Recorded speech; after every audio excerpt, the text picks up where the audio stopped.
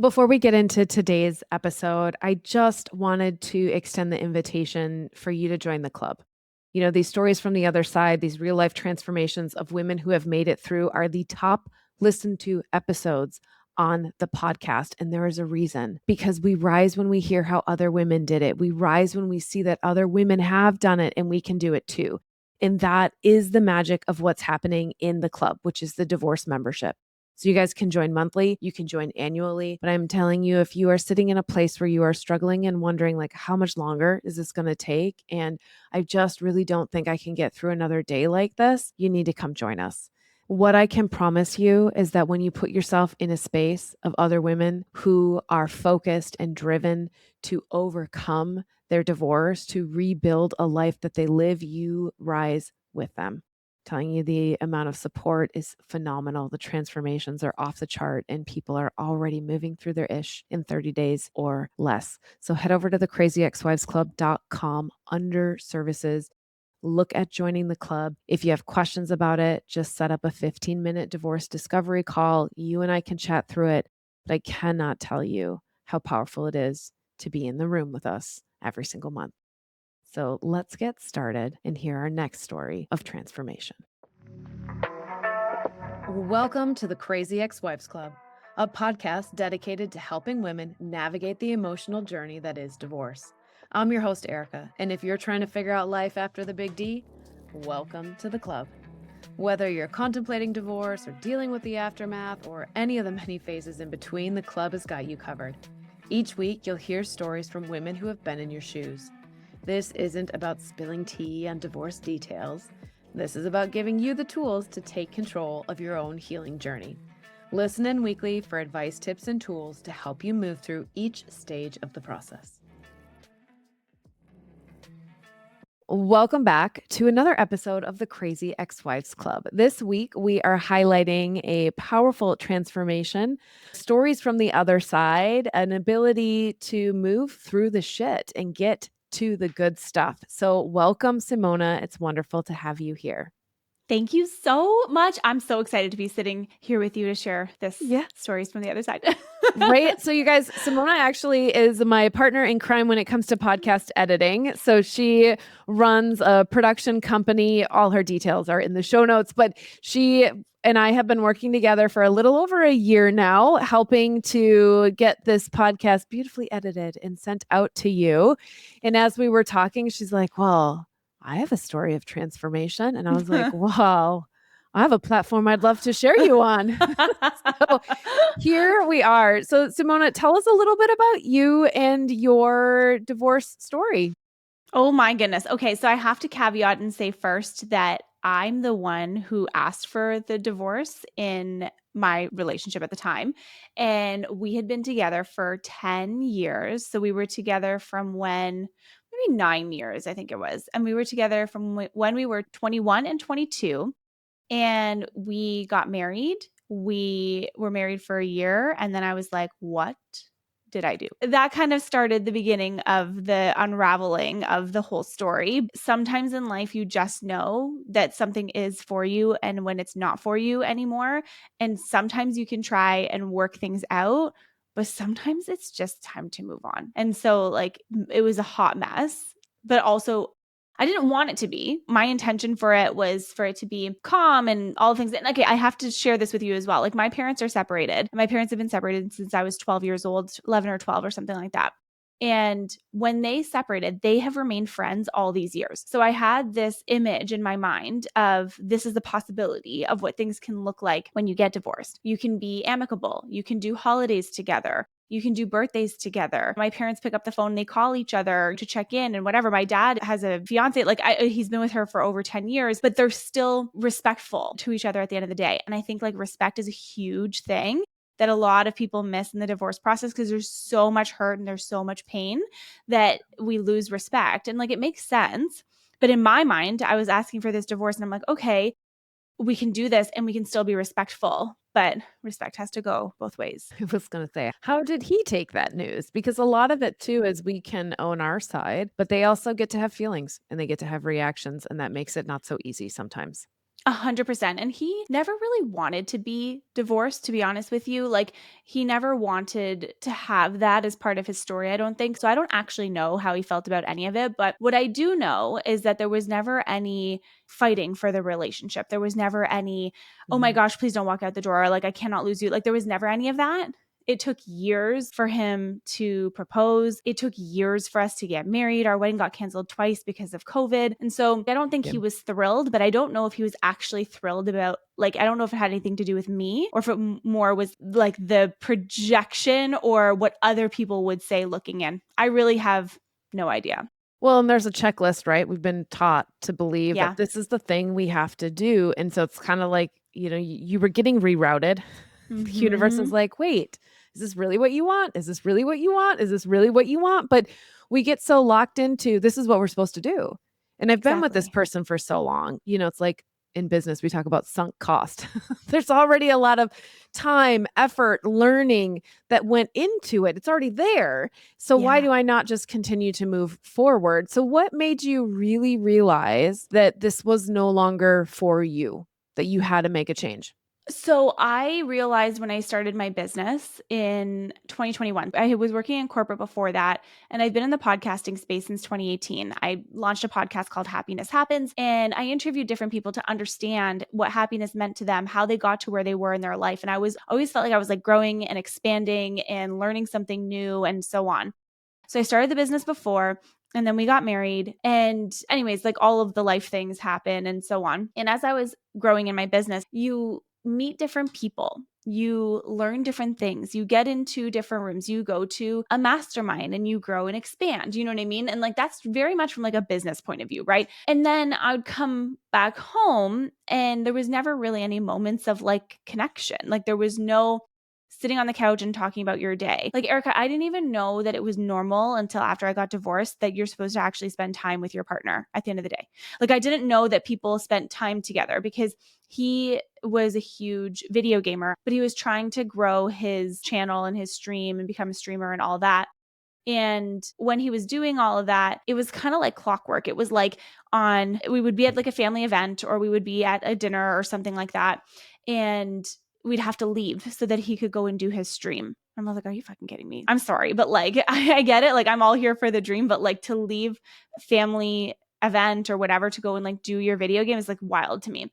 And so he used to do that. And then he would stay up until like 4 o'clock in the morning, 3 o'clock in the morning. Then he would wake up and he would go to work. And after he went to work, he would come home. And of course, you're tired. So then he would sleep for hours. And then maybe most nights we didn't even go to bed together. But I didn't know these things weren't normal. And I spent so much time just building my business, working on client work. I'd hang out with my dog and we would just snuggle on the couch. And then finally, I kind of woke up and I was like, what the hell is this? Like, this is not the kind of life that I want to live for myself. And it was in the moment that I realized this was kind of my realization moment. We were separated in March of 2023. This was 2022. And I think it was like November of 2022, something like that. I had asked him, what is your biggest dream or goal in life? And his answer to me was to retire. And that's fine because that's totally fine for someone like many people. That is their biggest dream, and that's great. That just wasn't enough for me. I want to build, I want to grow, I want to expand, I want to see things, I want to live my life. I don't want to be working towards my retirement. Like, I'm not a traditional person in that way. So that was kind of like the catalyst. And then we started having so many different conversations and like arguments, and so many mean, like really, really mean things were said. And I was like, this person is a stranger. Like, I was like, wow, I'm like, in 10 years of being together, we don't even really know each other, honestly, because when you're just kind of coexisting and you're doing all the things that you quote unquote should, you don't even really know, like, you don't know the person, or maybe you know a version of them. I don't know. But if I look back, I can pinpoint specific moments in time, like I should have ended the relationship, but I didn't. And then Hard. here we It's hard. are. Here we are. No, it's hard to end a relationship. I think we all have those moments when we're dating the person we married where, it's the split path in the woods. Which path do you want to take? And there's no right or wrong answer. There's a choice. And there are consequences that come with choices. If you choose to leave it, things are going to be hard. There are difficult pieces about it. If you choose to stay, there are hard and difficult pieces if it doesn't align with you. So, what would you say as you move through it? Because you guys didn't have kids, which was a blessing. So, that made it a little easier, but you had one pup. All right. What was one of the hardest things that you had to overcome as you moved through this? Oh, I think the biggest piece was like the disappointment and I would say the disappointment from my family and the lack of understanding from family. I come from more of a traditional family, if you will, Italian family, French family, so on. And because I had kept for years and years so many of these things behind closed doors, it was so confusing to everyone else because people were like, what? Like, this doesn't make any sense. But to me, it made perfect sense. So I honestly would say one of the biggest things that was the most difficult was navigating other people's opinions and projections and stories. Because as I'm unraveling all of this, they are also unraveling all of their own stories. And it was really hard for me to give people space for them to process their own emotions because I was just like, I don't understand how you don't understand. I got so much pushback. People being like, you didn't do enough. You didn't try hard enough. You didn't this enough. He's a good person and blah, blah, blah. And after we got separated and all the things, I think that there is a version of him that is a good person. I think people are inherently all good at the end of the day. But it was really interesting to me how much I kept behind closed doors to Mm, protect an image and this and like, you know what I'm trying to say? Like that kind of yeah. stuff. So that was really hard. Another thing that was really hard was the actual like process of separating and like splitting, not even just splitting things, but we lived together still for a few months. It was just like, when you're certain and you know that this is the thing that you want to do, it's really hard to heal in a space like that. And so I was gone a lot. I traveled a lot. I was always away. Like I always went somewhere. You know what I mean? I just couldn't stay in that space, in that environment. I don't know. There was like never any closure. Like it just ended. It was like the weirdest thing. Like you wouldn't even imagine that we were married. Like it was just, it was so weird. All of it was just so strange. And like the lack of like, the fighting for each other, like that kind of thing. But there really wasn't. It was like one day I remember I was like laying down on the living room floor and I was like, I'm done. I'm done. I'm done. I can't do this anymore. And it was okay. I was like, oh, okay. So that's good. But then after that, it was a lot of, well, you did this and you did that, like towards me, like you did this, you did this, you did this. And the disappointing part of it being like that it wouldn't be peaceful in the way that I had hoped or anticipated. Because like I know that that is a possibility because of my parents. And it just wasn't. And that's what I wanted, especially because we share custody of our dog. But there's always, even to this day, like there's just always something. It's just exhausting. It's an exhausting way to live. Like there's always something. I am so grateful that we had never had kids together because it would have been an absolute gong show. I couldn't even imagine. It adds a whole level because they don't just go It away, does. like you Yeah, have to continue to show up. And I think it just always comes down to the fact that both sides have feelings and how much are both exactly. sides willing to deal with their feelings. And I Exactly. totally have a belief when you look at anybody, there's always good and bad in every person, right? And it is True. how we choose to interpret it because Hmm.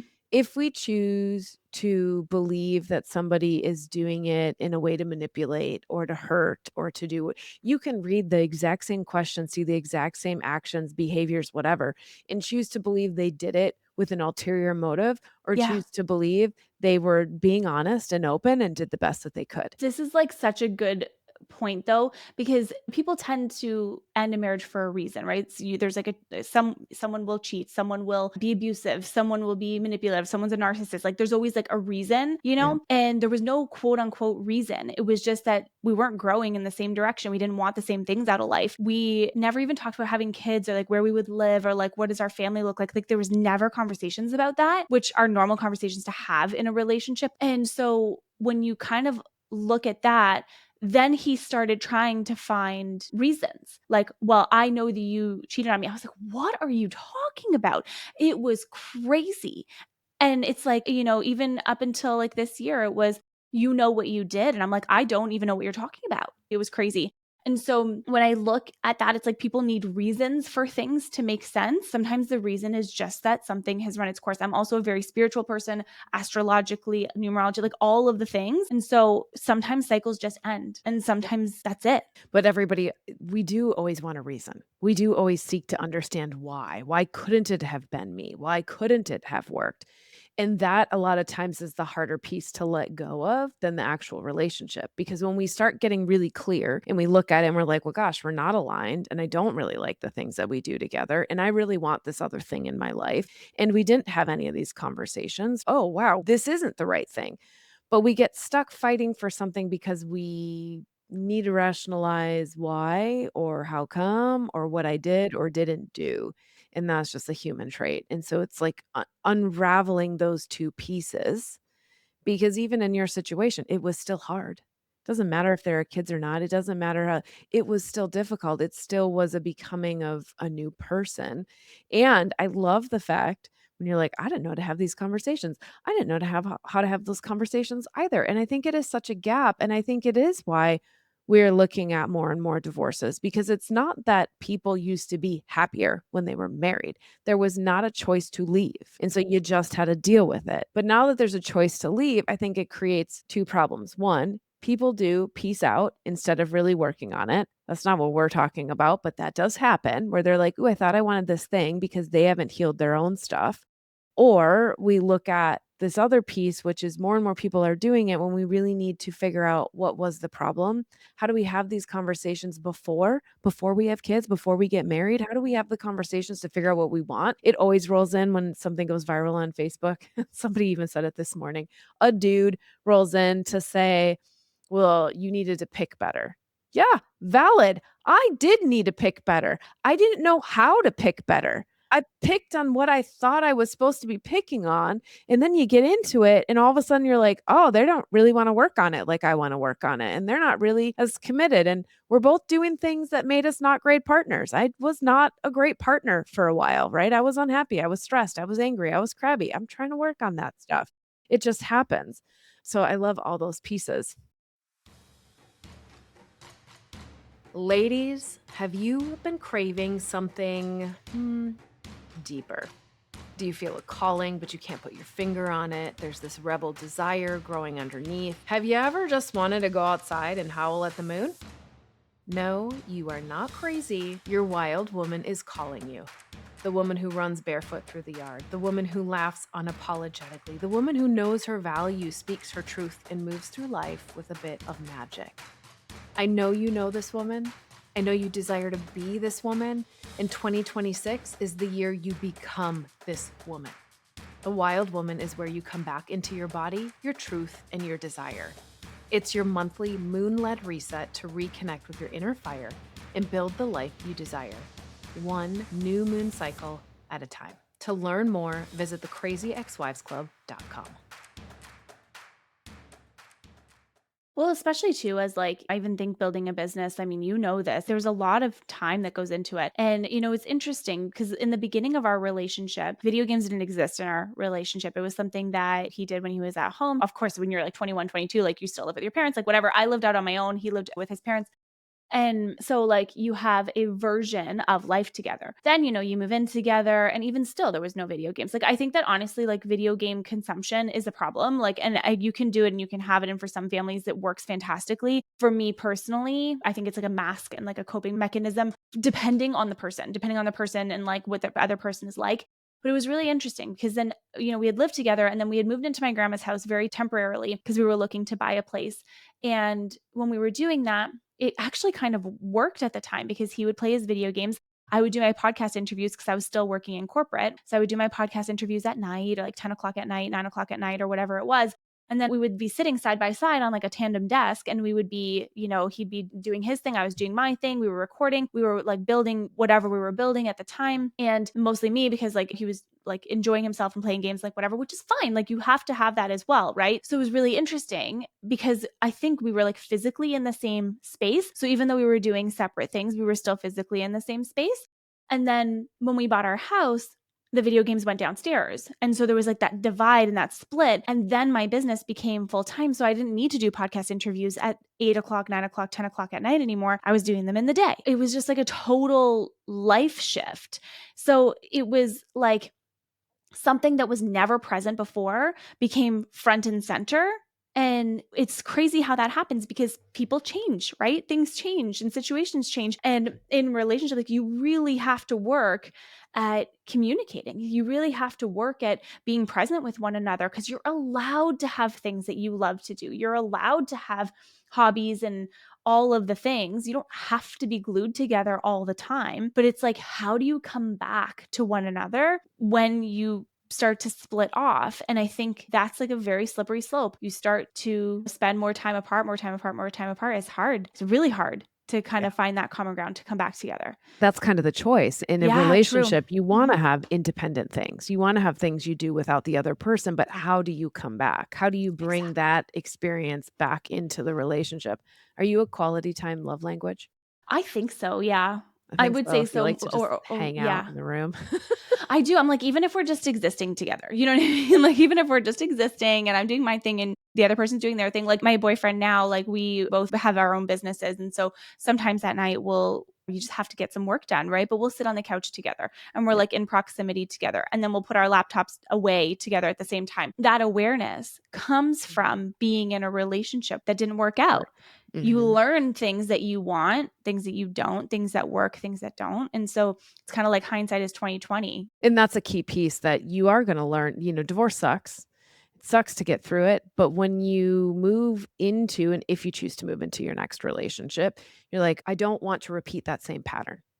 I don't wanna let it spiral as bad as it spiraled. I don't want the problems to get as big as they were." You do get this second chance that you're like, "Oh, okay, this was a thing in my last relationship. Is it gonna be a thing here? If it is, what's the solution we're gonna come up with to be able to move through it?" One of the other things you did tell me, though, which I think is a really powerful story, was about your house, because you guys bought the house together. Tell me about the house, because the house is a big decision. Do I keep it? Do I sell it? Oh, How do I have the money to buy somebody out? All of mhm, those questions, and it's even harder now because housing prices are crazy pants. But so what mhm. did you do? Okay, so talking about housing prices and how they wild they are, I have to give additional context. Like I live up in Canada, okay? I live just outside of the Toronto area, and the housing market here is absolutely insane. And I will give you context.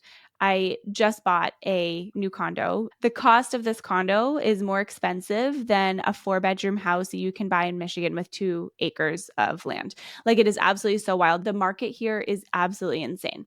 So the prices here are already so, so, so high. Cost of living is really, really, really high here. Taxes are very high here and all the things. Okay. So we bought this house it closed October of 2020. And I had, like, in Canada, it's a little bit different. You have a 5 year mortgage, and then after 5 years, you remortgage your house. So Mm, you don't have, like, they believe in the States, like, your yep. house is just mortgaged and, like, that's what it is, right? Like, that Yep. it's just, yeah. Yeah, Okay. like 15, 20, 30 years, forever. It's the same here, except for the rate is only good for 5 years. So every 5 years, you have to go and get it reassessed again. And the bank will tell you essentially, can you afford this house or can you not? You have to do that every 5 years. So we bought the house in October 2020. And then he moved out in September of 2023. And I decided to stay in the house because it was too much change. Like there was too much going on, there was too many moving pieces. I don't always deal well with change right off the bat. And I like to have some kind of constant. And the fact that, my business was, you're an entrepreneur, like you're responsible for, Yeah. all of the things on your own, right? We essentially went from paying all bills together, like splitting everything together, to just not. Like as of October 2023, it was all on me to do. I decided to buy him out of the house, and this is kind of where I would say the respect piece absolutely came in because he agreed to stay on the title of the house for as long as either until I sold it or it was remortgaged. And it was going to remortgage in October 2025 anyways. So it was kind of like, okay, like this is fine. I stayed in the house and it was absolutely nuts. Like it was such an expensive place to just keep for my own self. Like I think at minimum, the cost was like 4 grand a month or something like that just to keep it afloat, Yeah. which was insane. And my business was doing really well. I have a certain amount that I pay myself every single month, and I didn't want to do more than that. So I started doing the craziest things that you could possibly do to just try and keep the roof over my head because I worked from home. I Mhm. started a dog sitting business, and I would have like 5 dogs at a time in my care for like a week, 3 days, 2 weeks, or whatever it was. And it was a way that I made additional income. But it was so chaotic. Like, you have 5 dogs in here, like, that is so much, and it was like a 1,000 square foot house, like, it's really not that big, for 5 dogs, and there was not really a big backyard or anything. That was crazy. And I also started driving for Instacart, and I was doing, like, Instacart grocery shops and whatever. I also like to get out of the house, and I also like to go and whatever, like, walk around and whatever. And the last thing that I did towards the tail end before I decided to sell the house was turn it into an Airbnb. I was traveling so much. My boyfriend lives in the States. We were going back and forth a lot and so on. And so I just Airbnb'd the house. And that was also crazy because you don't really have your space, and your space gets turned into like a hotel essentially. So that was like a wild thing to manage also. But I think that at the end of the day, it's like when you are in a situation where you don't really have options, you have to create them. There's one thing that I've always said to myself, Erica, is that I always have got me. Like, I always have my own back at the end of the day. And I will always do whatever I need to do to make sure that I'm going to be okay. Like, me and my dog, we're going to be okay. Keep a roof over our head. Because in my mind, there's no other option. Yeah. What's the other option? I mean, there's lots of other options, but for me, they were just never an option. So, anyways, I ended up selling the house. I listed it, I put it up on the market in September of 2024 because I was like, this is cuckoo bananas. Like, I'm so tired doing all of this. So I did that, put it on the market September 2024, and it didn't sell. It just sat there. And I was like, shit. So then finally it sold in January of 2025. It closed a few months after that. And it's been the biggest blessing to not have that kind of like looming over my head. But it Mhm. was a huge thing. Like, letting go of the house was hard. And even now today, I'm like, oh, I wish I had the space, or I wish this, I wish that. But it's like I try really hard to not go backwards in my Yeah. mind, because once you start, it's like, I wish I had this. I wish I had this. I wish I could do this. And like sometimes you just have to acknowledge where you are in the present and just be grateful for what you have. Well, you make the best choice in the moment, right? So you chose to Yeah. stay because that was what felt better. The chaos, the moving, the finding new, that didn't feel good. We Oh, make a choice. And then mm-hmm. we have to line up to it, and we have to figure out, how do I thrive in the conditions that I have? There was a mortgage that had to be paid. You had some free time, you had some space, right? You got Exactly. crafty with it. And then eventually we make a different decision. I did the same thing. I stayed in the house, 4 bedroom, 3 bath house, right? And stayed there for 2 years during the separation. And it was just too much to clean. Every time I turned around, there was like, we had a basement, like, playroom, but because we were Mm-hmm. never in it, every time I turned around, there was like spider webs that I was cleaning up, and it just used to Oh drive me my batty. And so I was like, God. it's too much house. It's too much house for just It 2 of is. us. I don't want to maintain it. So started looking, bought a townhouse, really loved the townhouse, really was the right spot. Stayed a little too long, but that's fine. We outgrew it. We were so cramped. We were like 5 Like on top different of each other. layers. Yeah. But there are times that I'm like, gosh, I wish I had still owned that house instead of the townhouse, because I would have had the space, or I would have been Yeah. closer to like the person that I'm dating, or like that would have given us an option that we could have moved that way instead of moving into his, like all the things. But the reality was, is in that very moment, that was the right choice. It felt great. There's not Yeah. really a point of ever looking back and being like, oh, golly gee, I wish I had done this. It's so true. It is so true. And if I think about it, I wouldn't have done anything differently. Like, I'm very, very grateful that I also didn't have 1, 2, 3 kids to take care of at the same time. In our whole process, we just decided to, like, you come with what you come, you leave with what you leave. We didn't make it chaotic. There was no like alimony this, child support this, like finances this, because that Yeah. adds like a whole different layer. The only thing we had to figure out was what happens with our dog and who pays for him. And we were both in agreement, like, we both still want to split him. We both travel, so it works really, really well. And that's pretty much, that was like the only thing cost wise that we needed to figure out. It's not the case for a lot of people. And so in some ways, I think to myself too, like, did I have more space to process different emotions and manage different things because I also didn't need to think about anybody else? Like, I didn't have to think about anybody else at that time. It's so incredibly difficult for so many people, especially if you don't want the divorce, if you don't want that to be Yeah. your reality. But also, life on the other side of it is like so much more beautiful than I could have ever imagined. It's about understanding that, yes, it sucks. Yes, it hurts. Yes, you're going to get through it. And yes, you can do hard things. Everybody's conditions are different. I look at whether you worked or didn't work. If you are working, you're figuring out, how do I manage the demands of my job? Like, I traveled for work too and have my child and take last minute emergency trips. That's a whole different level of chaos. If you weren't working at all, who do you want to be? What do you want to do? What are you going to go out and do? Right? Like, there are always conditions and choices. And so it is sitting in those moments and evaluating what feels best right now, what feels like the better option right now. And when you get 2 years, 5 years, 10 years down the road, you don't look back and go, golly gee, I wish I had done this differently, because you get stuck when you do that. And I did it for years, but beat myself up for years. I wish I had said this. I wish I had tried this. I wish I had done something different, because we'd be in a different place. Well, you can be in a different place at any point. At any point, you can start to make changes to put yourself in a different place. And so it is sitting in that moment, like, is this what I want? There's two things that come up for me for this. One of the things is, and I remind myself this all the time, we make decisions about our life based off of where we are in the exact moment we're in today, Mhm. without remembering that anything can happen in our lives at any moment. Today, where you're sitting today, is you're going to be in a different place 3 weeks from now, a month from now, 6 months from now, a year from now. And I think that, and this might be like my side, if you will, we forget that any type of miracle can happen at any time. Like, let's say you run your own business, you could secure $100,000 client literally at any time.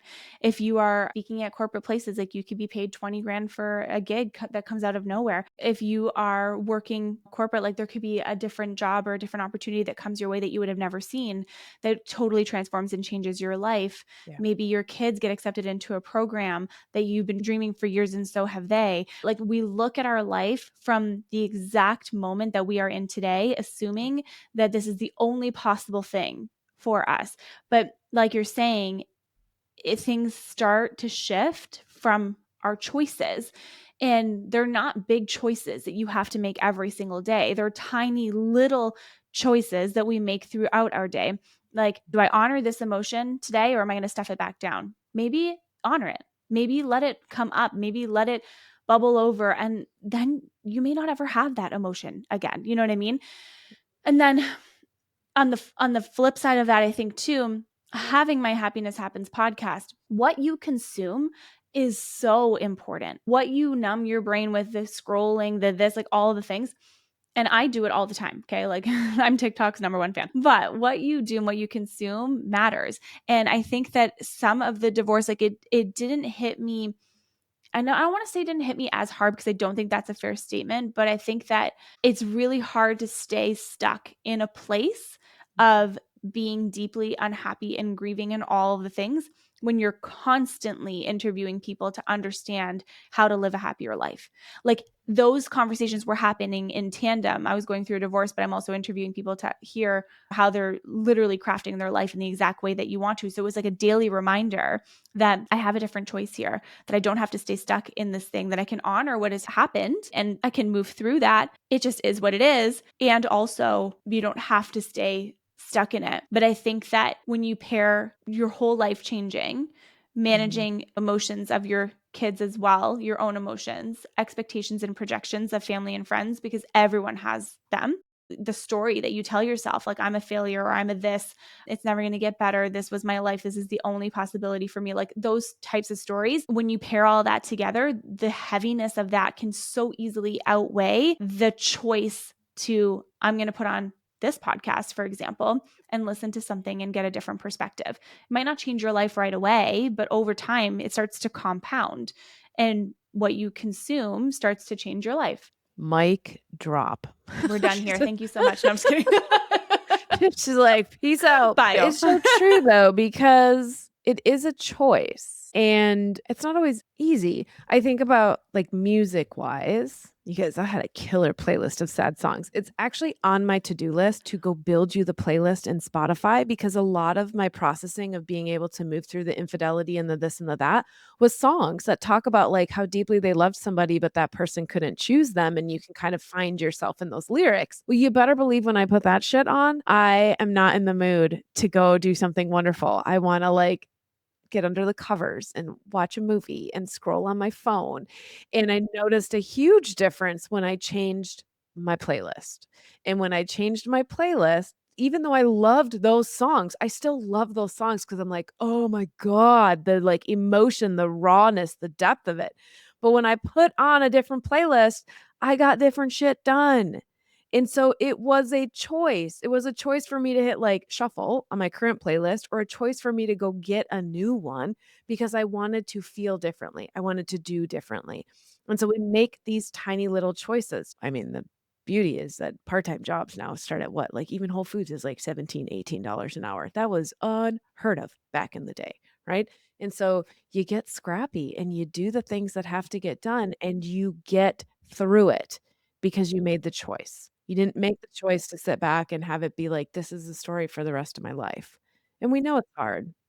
Even when I was doing all those Instacarts and all this stuff, and again, like, I have to remind you, like, my business was doing great, like, things were fine, right? But it was my own fear of, "I'm not gonna have enough, I'm gonna lose my house, I'm not gonna be able to make the payments, it's so expensive, I can't," right? Even when I was doing all of those Instacarts, I'm like, "This is crazy bananas." I'm like, "This is literally nuts." But then I'm like, "This is not forever." And you just have to know that the situation that you're in right now, even if it's years, because some Mhm. divorces take years, it's not going to be forever. So what are the things that you can control within yourself and within your family unit? That is the only thing you can do. My partner, for example, he has 2 daughters, but there's a lot of stuff that he can't control in that whole situation. What he can control is when he has his kids, what kind of experience does he want them to have? What kind of things are we doing together? How are we spending our time? How is he creating moments for them that they remember? So, like, again, not everything is sunshine and rainbows, but also you do have a choice of what kind of energy, I guess is what I'm trying to say, like the energy that you want to bring into the situation that you're in. Yeah. Nothing is perfect. It's never going to be perfect, right? Ever. And you're always going to have some kind of emotion to manage and like something. But again, like we forget that we do have choice in our lives. Like we forget that we get to actually choose and be an active participant in our life instead of life happening to us all the time. It's hard to get to that place. There's days where I'm like, oh my God, I can't even. And then I wake up the next day, I'm like, we're going to choose a different thought today because like that just did not help yesterday. You guys got this. You got this one step at a time. Yes. That's why we bring these stories of transformation. And if you need help staying accountable, join the club. Join the club, you guys. The online membership, that really is the beauty of being in the space as I'm watching these women transform in 30 days, 60 days, 90 days, the difference of being able to show up in a safe space with other women who get it and say, Mm-hmm. "Hey, this sucked today. What did you do?" Mm-hmm. Actually recently we chatted with a woman. She's like, "Hey, we've got to tell our kids, how did you do it?" And everybody got to share like, "Here's how we did it, and here's what worked, and here's what didn't work." With the end goal of we're all going to rise together. We're all going to be amazing at the end of this journey and we can get there together. So, for more information on the club, visit thecrazyexwivesclub.com under services. And all of Simona's information is down below in the show notes. It's also on the website under episodes. So until next week, give yourself some grace. You guys, you got this. I promise you, you got it one day and one step at a time. And that's it. Another great episode of the Crazy Ex-Wives Club, a podcast for women learning how to heal from their divorce. Tune in next week for more advice and tips to help you figure out life after divorce. And until then, give yourself grace, do the best you can, and know that this is all part of the process.